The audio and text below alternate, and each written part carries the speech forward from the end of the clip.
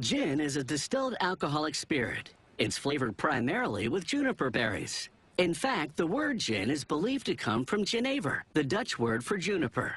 It's the base for many popular mixed drinks such as the martini, the Singapore sling, and of course, gin and tonic.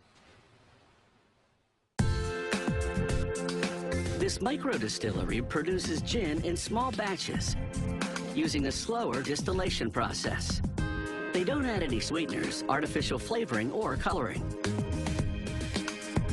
At this distillery, everything is done by hand, starting with the main ingredient, juniper berries. Then spices are added, dried angelica plant roots, coriander seeds,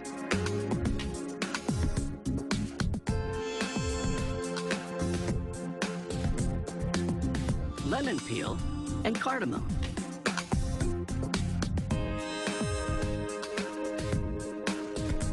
All these ingredients go into a 90-gallon copper still. A spirit distilled from fermented grain is already in the still. It's completely tasteless, but has an alcohol content of 95%. To lower the alcohol level to 40%, they've diluted it with spring water. Now they prepare to redistill with the spices.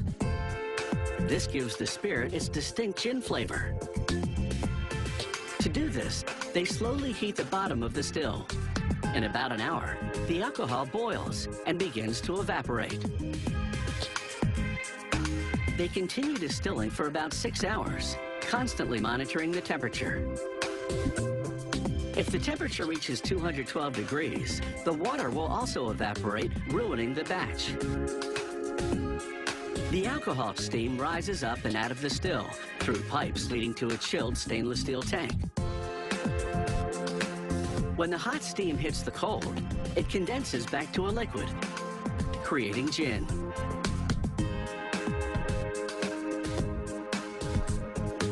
Throughout the distillation process, they take samples to measure the density and temperature.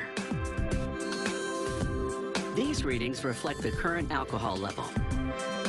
They adjust the distillation speed as required to produce a target alcohol level of 76%. Only the middle of each batch, known as the heart of the distillation, is collected.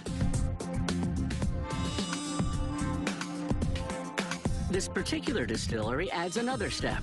They infuse the gin with raw parsnips. This gives it an earthy flavor and subtle floral aroma. They peel and slice the parsnips, place them in a tank, then pump in the gin. After a couple of days, they pump it through filters on the way to a storage tank. Then they dilute the gin with water to lower the alcohol level to 43%. Before bottling, the distillery draws samples for quality control testing. They examine the color, the aroma, and of course, the taste. There will be slight variations in flavor based on the freshness of the parsnips.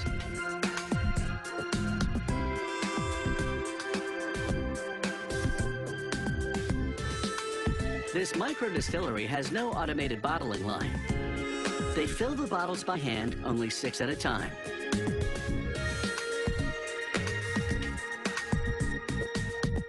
They cork each bottle individually with a hand-operated press.